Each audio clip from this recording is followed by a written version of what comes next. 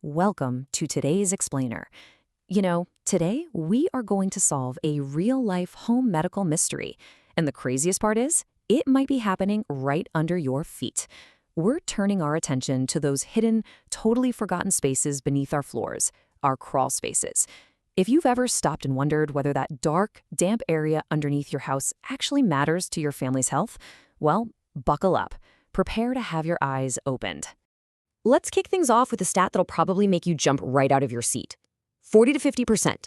Yeah, research indicates that 40 to 50% of the air on your home's first floor originally came from the crawl space or the basement. Seriously, let that sink in for a second. This isn't some crazy, rare, worst-case scenario. This is literally just how residential structures naturally move air. Whatever is growing, decaying, or off-gassing beneath your floors is actively mixing with the air you and your family breathe every single day. Section 1. The air beneath your floor. So, you might be wondering, how in the world do spores get all the way up into your living room if there's no open door? Well, the main culprit here is called the stack effect. Think of your house like a giant chimney, because warm air naturally rises as it exits through your attic vents, ceiling gaps, or upper windows. It creates a zone of lower pressure at the bottom of the house. To compensate for that, your house has to pull in air from the lowest possible source, which is your crawl space. This upward pull, it's happening 24 hours a day, 7 days a week, continuously drawing microscopic mold spores, mycotoxins, and volatile organic compounds directly up into your living areas. And things get even crazier when you factor in your HVAC system. If your home has ductwork running through the crawl space, you basically have a highly efficient secondary delivery route for bad air. Studies actually show that residential duct systems can lose 20 to 30% of their conditioned air through tiny little leaks. That means that the exact same volume of contaminated, moldy crawlspace air is getting sucked into the supply stream as makeup air, and then it's blown into every single room of your house. But it's not just the HVAC system. Mold spores are sneaky, and they exploit dozens of tiny, invisible pathways. We're talking about gaps around plumbing and drain pipes, unsealed rim joists, electrical wire penetrations, and even cracks in warped wood subfloors. Now, individually, a tiny gap around a wire seems pretty trivial, right? But collectively, they form a constant, unyielding highway for mold spores, which, by the way, are incredibly tiny, just 2 to 10 microns in diameter, allowing them to freely migrate right into your living room. Section 2. Signs of a hidden threat. Now, you're probably thinking, okay, do I need to go put on a hazmat suit and crawl under my house right this second? No way. Actually, you can spot some crucial clues right from the comfort of your living space. Pay attention to the physical signs around you. Are your floors soft, spongy, or unusually squeaky? That means subfloor materials are absorbing heavy moisture. What about peeling paint or bubbling on lower walls?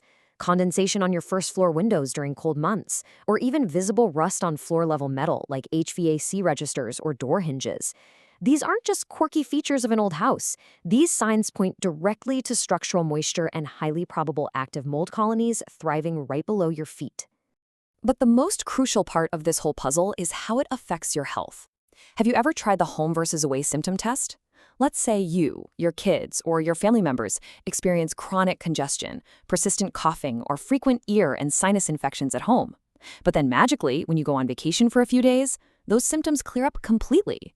If they return the absolute second you walk back through your front door, that is a massive red flag. It points directly to an indoor environmental issue, like crawlspace mold. If you're starting to suspect an issue, here's a super quick preliminary test you can do safely. It's the access door smell test. Just find your crawl space hatch. Seriously, don't even go inside it. Just crack the door open slightly and take a sniff. If you get hit with a musty, wet cardboard, distinctly earthy odor, I promise you, that's not just old house smell. Those are volatile organic compounds, or VOCs, and they're actively being produced by living, feeding mold colonies. Section 3. Myths about treating mold. Now, there are some pretty dangerous false leads and, honestly, incredibly costly mistakes people make when they try to play detective on their own. We've got to debunk these right now. First up, the biggest myth out there, that you can tell how dangerous mold is just by looking at its color. This is completely false. Highly dangerous species capable of causing serious lung infections, like certain strains of Aspergillus, can be white, yellow, or green. Meanwhile, some completely harmless molds can be pitch black. Color tells you absolutely nothing useful about toxicity. This is exactly why professional indoor air quality testing is literally the only reliable diagnostic tool. Skip the visual guesswork for sure. And then, oh boy, we have the holy grail of bad mold advice: bleach. The EPA explicitly states that bleach is not recommended for porous surface mold remediation. If you have mold on your wood floor joists, your OSB panels, or your insulation, bleach will absolutely not save you. Let's break down exactly why bleach fails so spectacularly here. First off, it only kills surface-level spores, and even then, just temporarily. It can't penetrate deep into porous wood to kill the mold's actual roots, the hyphae. And worse, household bleach is mostly just water. You are literally taking already damped wood and dumping more water on it. It's the exact opposite of what you want to do. Because you're totally ignoring the underlying moisture problem, regrowth is practically guaranteed within 2 to 6 weeks. Remember this: every real mold solution is fundamentally a moisture control solution. Section 4, the proven 5-step solution. All right, so how do we actually fix this the right way? Well, here is your definitive science-backed roadmap. And listen, you absolutely cannot skip or reverse the order of these steps. Step 1, you have to control the moisture at its source, fix the grading around the house, stop the plumbing leaks. Step 2, install a minimum 12 mil reinforced vapor barrier to block that ground moisture. Step 3, improve ventilation or fully encapsulate the space. Step 4, explicitly seal all ductwork and floor penetrations. You want to use the proper materials here, like UL 181 rated foil tape and expanding foam. And finally, step 5, always get a professional post-remediation assessment to actually prove the air is clean.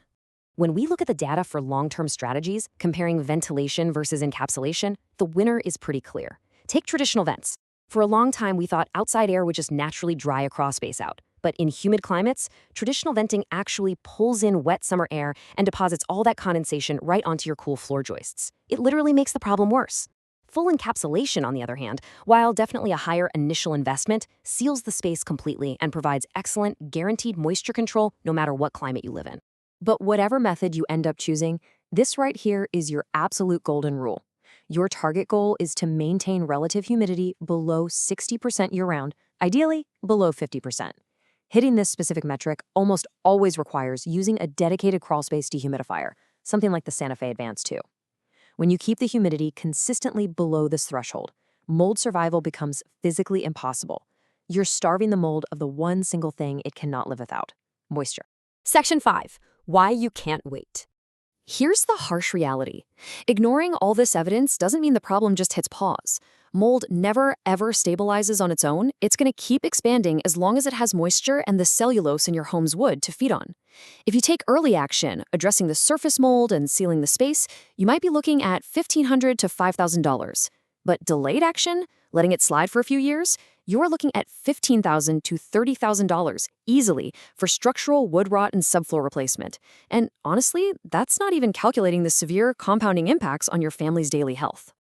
Wow, we have covered a ton of ground today, haven't we? From the stack effect acting like a giant chimney to the real reasons you should ditch the bleach. You now understand the invisible mechanics of your home's air and exactly how deeply connected your living room is to the dirt right below it. So I want to leave you with one final thought to chew on. What will you do the next time you smell something musty on your first floor? You're empowered now. Don't just ignore it. Investigate it. Thanks so much for joining me on this explainer, and keep learning.